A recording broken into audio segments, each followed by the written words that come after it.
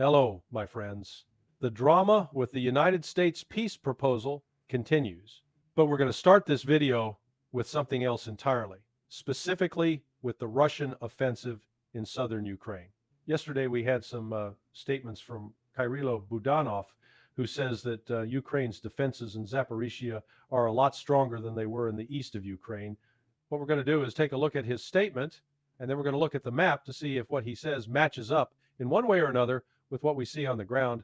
We also have German Chancellor Merz, who is vowing to support Ukraine with long-range strikes in the future. The situation is in hand, Jimmy. Don't despair. No reason to panic here.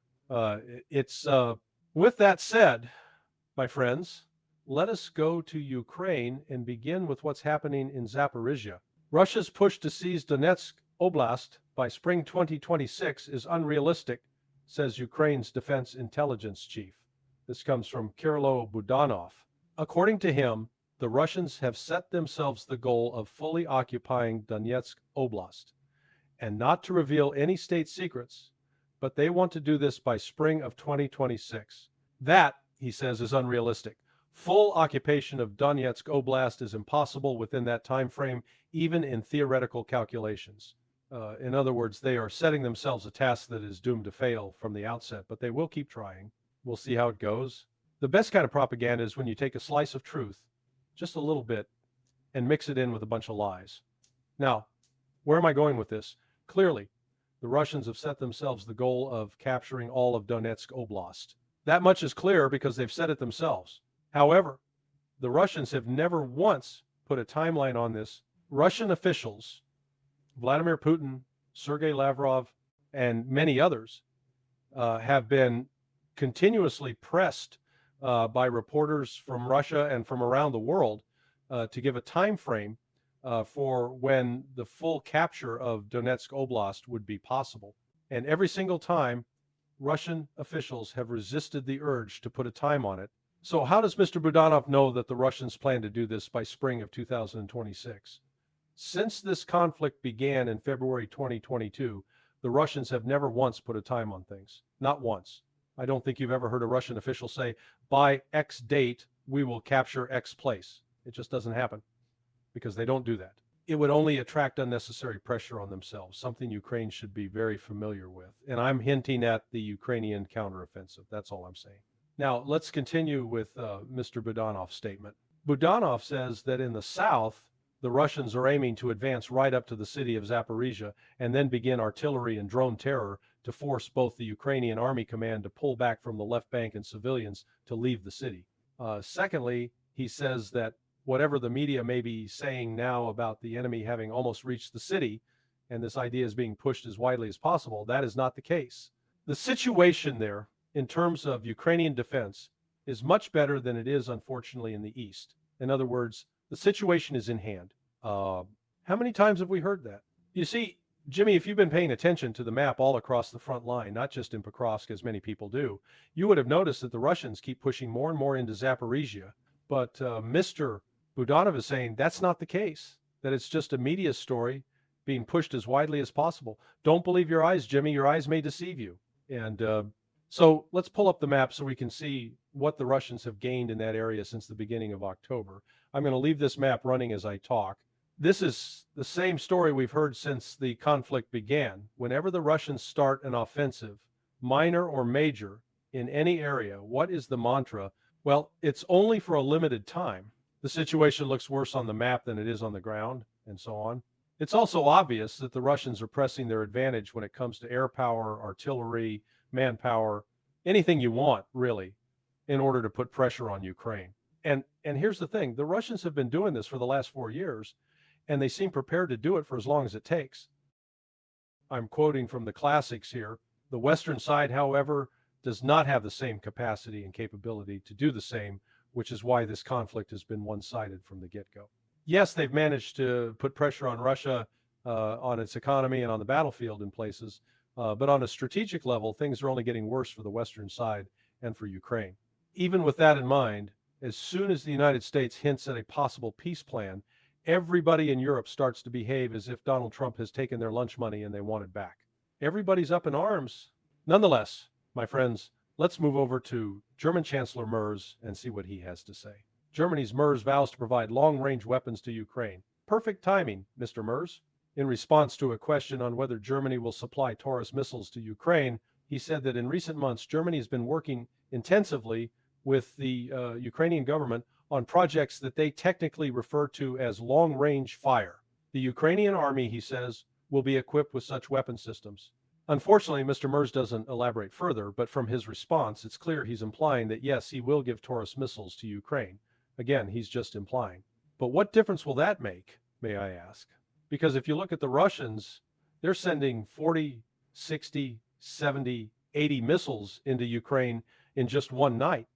What difference would a handful of Taurus missiles make? We've seen this before, this time last year with ATACMS, with Storm Shadows, with Scalps. Has anybody even talked about those up until yesterday when Ukraine used ATACMS again? No, because they were inconsequential. Russia has the means to deal with those missiles. And even if they manage to get through, there are not enough of them numerically to make any real difference. And let's remember that Volodymyr Zelensky keeps talking about sending those missiles into Russia, not just using them on the battlefield in Ukraine. So even by his own account, those missiles are not necessarily supposed to make a decisive difference on the front line. So what difference would a handful of Taurus missiles make? This is the mind-boggling part of statements like this. But he goes on, let's hear what Mr. Merz has to say. He added that Germany and Ukraine have agreed not to publicly discuss details anymore, as they want the Russian side to have a degree of uncertainty regarding the scope of their military support. I'm not buying that statement, not for a second, and I'll explain why. Contrary to popular belief, the Russians are not incompetent. Their intelligence services know exactly what's going on with Taurus missiles, Scalps, and all the rest. The reason Mr. Merz doesn't want to disclose public details about military support for Ukraine is because of the domestic audience, of course. If that information were made public, as it was during Olaf Scholz's days, we know exactly what the result would be. A lot of backlash from certain parties and certain people in Germany. Mr. Merz has learned from that and doesn't want to repeat. So now he's created this narrative. We're not going to speak publicly about this anymore because that way we'll keep the Russians in the dark. The Russians will be guessing. And Kolozov, please. The Russians would know what's going on from the minute those missiles enter Ukraine. Who do these people think they're fooling? Merz emphasized that Ukraine is doing everything possible to equip its army with weapon systems that possess sufficient range. The quantity, he says, will increase in the coming weeks and months, if necessary, until such weapon systems are also produced in Ukraine. Can I just ask a question? Why is there a need for Taurus missiles in Ukraine in the first place?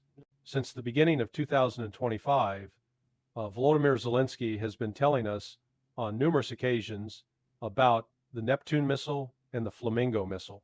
Those are Ukrainian missiles, according to Zelensky, which Ukraine has developed on its own. Both of those, by the way, supposedly have a much longer range than Taurus. So if long-range strikes are what you're looking for, why would you want a lesser capability from the West than what you already claim to have? It doesn't compute in my mind unless the plan is to use foreign weapons in order to antagonize Russia and hopefully drag somebody else into the war. Other than that, I don't see a reason, but maybe I'm missing something. Who knows? Let me know what you think in the comments down below. With that said, my friends, let's move over to the next article. Rubio on U.S. ideas to end the war in Ukraine. Both sides must make necessary concessions. Rubio said that an extensive exchange of serious and realistic ideas is required in order to bring an end to a complex and deadly war such as the one in Ukraine. He believes that Ukraine and Russia must agree to necessary concessions to achieve lasting peace. And achieving a durable peace will require both sides to agree to difficult but necessary concessions, he said. As much as that makes sense in theory, it's going to be very difficult to apply it.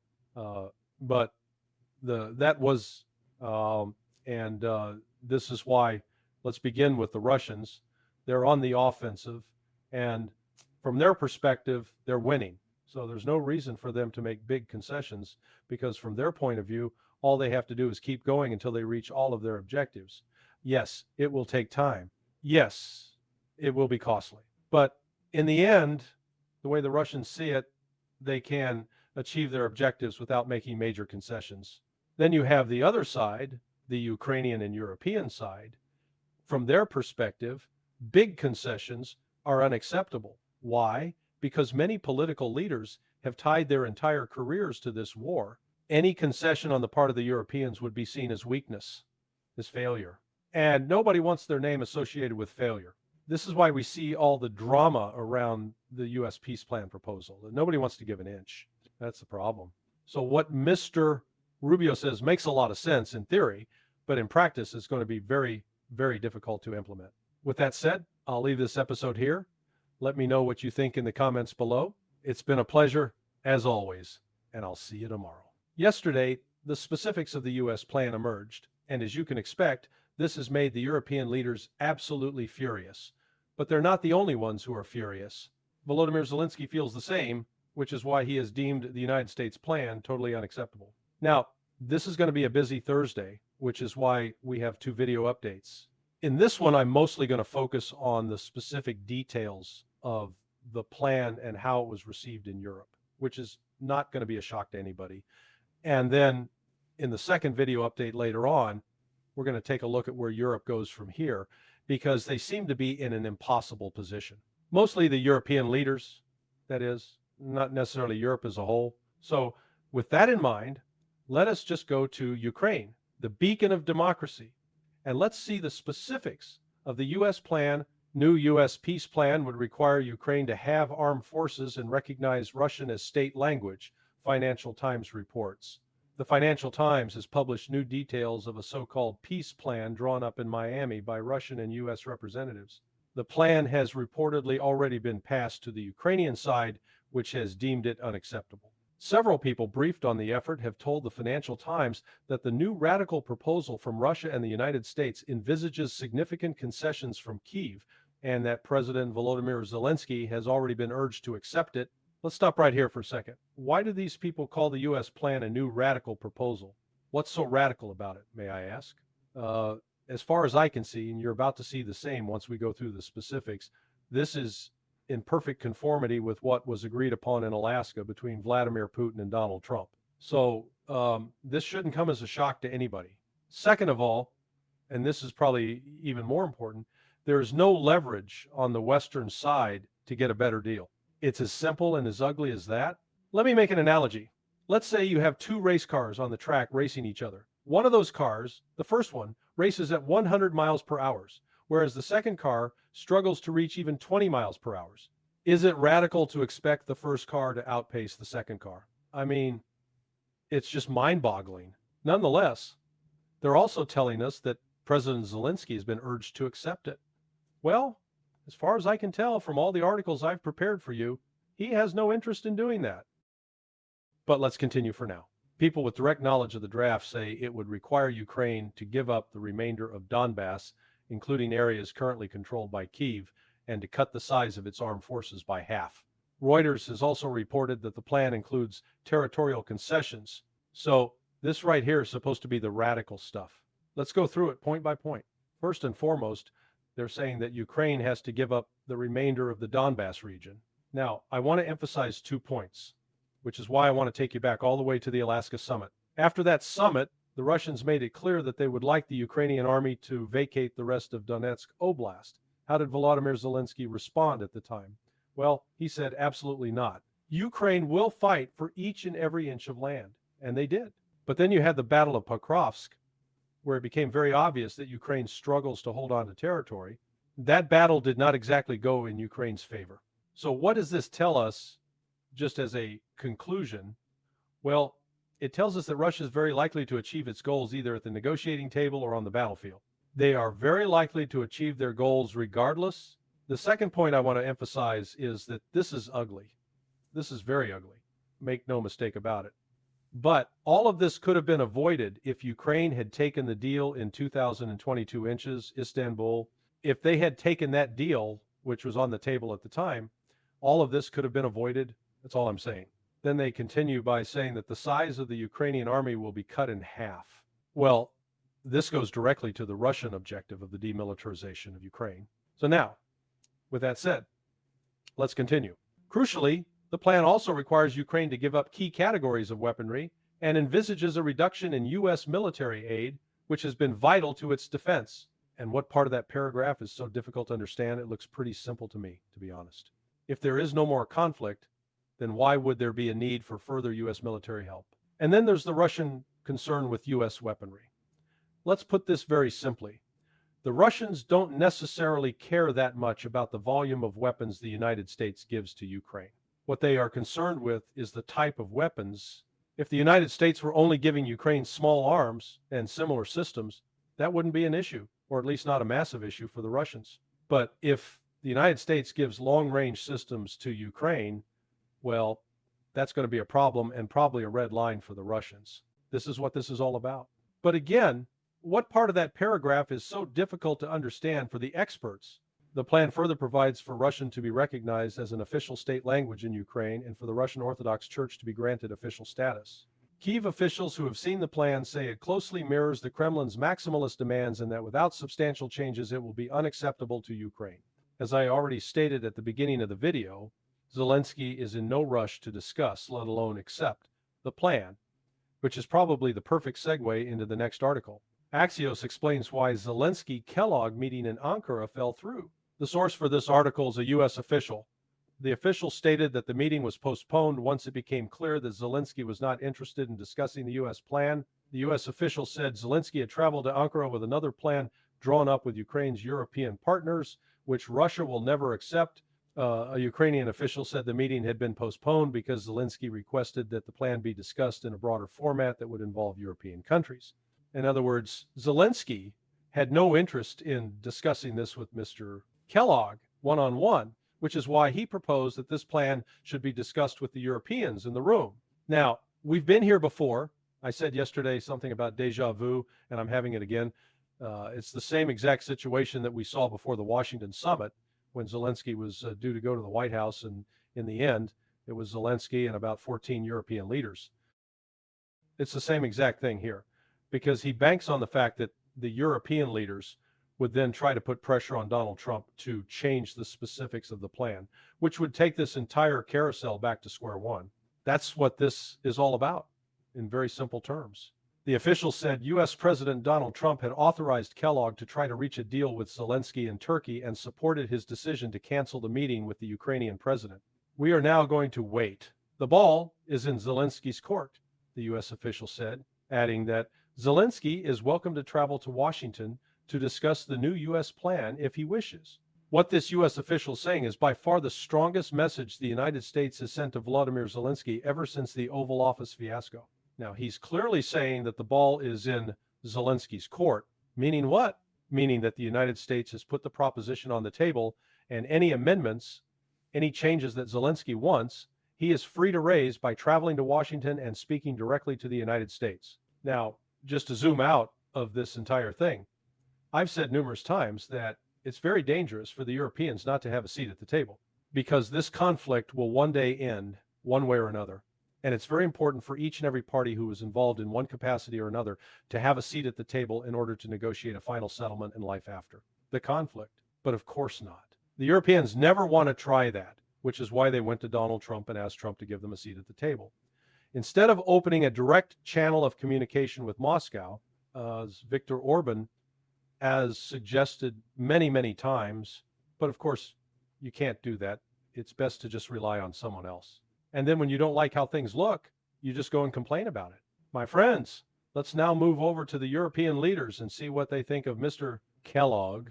Kellogg's back channel push on Ukraine alarms allies. Ukrainian and European officials felt blindsided as the existence of Kellogg's plan became public, a pain particularly sharp because they felt Trump had finally begun to realize Putin's insincerity in reaching a settlement. Said one person and another familiar with the matter. The people, like others in this story, were granted anonymity to discuss sensitive diplomacy. In other words, the European leaders are complaining about the fact that the charm offensive they unleashed upon Donald Trump many months ago is not producing the right results. Jimmy, why is this happening? They're saying it to us almost verbatim, just when they thought that Donald Trump had finally realized that Putin is insincere, et cetera, et cetera. They now imply that Donald Trump is cozying up to Vladimir Putin. But is that what's going on? Of course not.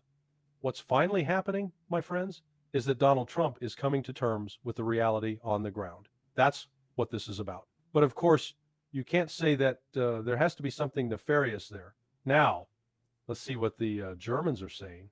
We have not been briefed on this, German Foreign Minister Johann Waddell told reporters Wednesday. There are ongoing efforts by all international partners to finally get President Putin to the negotiating table. But please allow me to read his second statement once again. There are ongoing efforts by all international partners to finally get President Putin to the negotiating table. This statement right here is the very reason why the European leaders were not informed about this plan in advance. Because if you say such a thing, finally get President Putin to the negotiating table, it shows you don't really understand what has been going on. Vladimir Putin never left the negotiating table. It's just that certain parties didn't exactly like what he had to say. Nobody liked his demands, but that doesn't mean he left the table. He was always there, willing to negotiate on his own terms. But of course, that's unacceptable. If you say such a thing, it becomes obvious that you don't really have a good grasp of what's actually happening. And maybe this is why the United States didn't bother briefing anybody on the plan, because it would have been futile anyway. Let's continue. UK Foreign Minister Ivat Cooper noted that Putin has rebuffed all of Trump's peace efforts so far and has instead, quote, simply chosen to escalate the war. This is why, she said, the European approach is to pressure Putin through economic sanctions and support for Ukraine to come back to the table for peace talks. So this is the attitude of the European leaders. But what's very ironic is that Ms. Cooper's reminding Donald Trump that Vladimir Putin has rebuffed all of his previous peace proposals, while it looks to me that it's the European leaders who are rebuffing this plan not even 5 minutes after it came out. The ink is still wet on the paper and the plan is already rejected. Make this make sense.